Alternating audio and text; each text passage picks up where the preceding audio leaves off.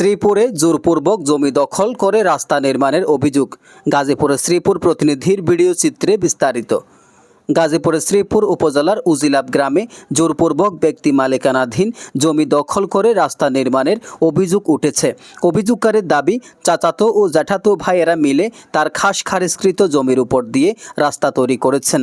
ভুক্তভোগী মোহাম্মদ জাকির হোসেন জানান, তিনি একটি গার্মেন্টস কোম্পানিতে চাকরি করেন এবং প্রতিদিন অফিসে চলে যান। তার অনুপস্থিতিতে বিল্লাল, জোনায়েদ, রুবেল, সারোয়ার সহ আরও কয়েকজন তার জমিতে ইট বালু ফেলে রাস্তা নির্মাণ শুরু করেন।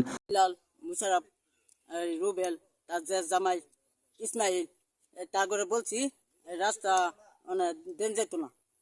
কইতাছে তুই কেডা, তুই কি করবি, তুই গাদা দিল রাস্তা রাখতে না। রাস্তা কি তোমার জায়গা? রাস্তা সমস্ত জায়গা আমার। আমি কইছি হে হিন্দা অনেক তারা বলতেছে না, হিন্দা নিতাম না, তোর জায়গাটা যাক 6 মাস পরে রাস্তা ভাঙামে। আমি কইছি না, কেন রাস্তা ভাঙুক। তিনি আরও জানান, বাধা দিতে গেলে তাকে গালাগাল করে প্রাণনাশের হুমকি দেয়া হয়। এই ঘটনায় তিনি শ্রীপুর থানায় একটি লিখিত অভিযোগ দায়ের করেছেন। অভিযুক্তদের মধ্যে রয়েছেন বিল্লাল, জোনায়েদ ও রুবেল এবং সারোয়ার। অভিযুক্তদের পক্ষ থেকে বলা হয়, তারা নিজেদের জমির মধ্য দিয়ে রাস্তা নির্মাণ করছেন এবং জমি মাপঝোঁক করে রাস্তা নির্মাণ করা হচ্ছে।